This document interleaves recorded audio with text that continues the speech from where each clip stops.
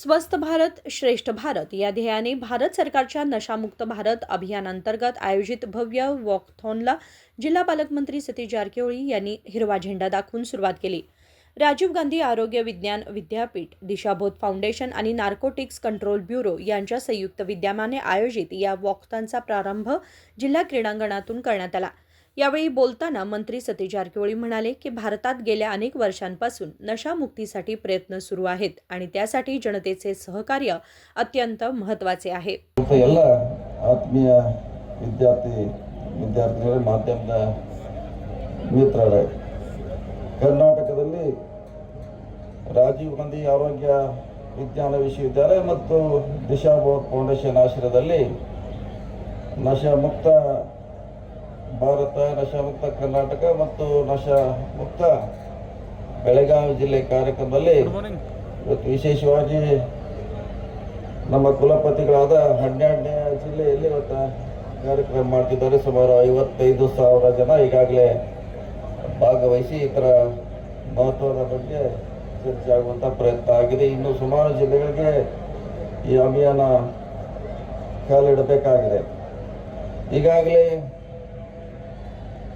ಭಾರತದಲ್ಲಿ ಬಹಳಷ್ಟು 70 ವರ್ಷಗಳಲ್ಲಿ ಈ ರೀತಿ ಕಾರ್ಯಕ್ರಮವನ್ನು ಸರ್ಕಾರ ಆಯಾ ಕಾಲಕ್ಕೆ ಕೊಡ್ತಾನೆ ಬಂದಿದೆ। ಆದರೆ ಇದು ಯಶಸ್ವಿ ಆಗೋದು ನೀವು ಪಾರ್ಟಿಸಿಪೇಟ್ ಮಾಡಿದಾಗ, ಇದನ್ನು ನಿಯಂತ್ರಣ ಮಾಡಲಿಕ್ಕೆ ಮುಂದಾದಾಗ ಮಾತ್ರ ಈ ಕಾರ್ಯಕ್ರಮ ಯಶಸ್ವಿ ಆಗಲಿಕ್ಕೆ ಸಾಧ್ಯತೆ। ಅದಕ್ಕೆ ನಿಮ್ಮನ್ನು ನೀವು ನಿಯಂತ್ರಣ ಮಾಡೋದು ಭಾಳ ಅವಶ್ಯಕತೆ ಇದೆ।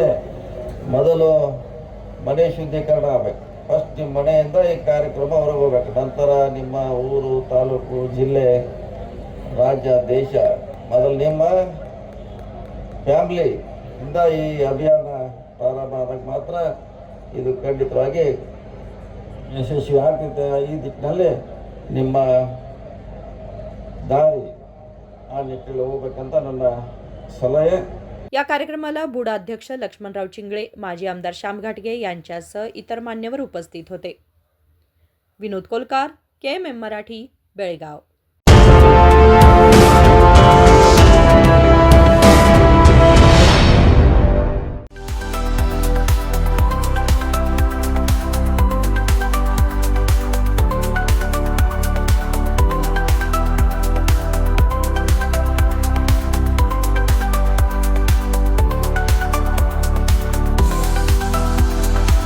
आदर्शा ड्रेस सर्कल केवल पुरुषों के लिए लाए हैं ब्रांडेड शर्ट्स, टी-शर्ट्स और जीन्स की नवीनतम रेंज।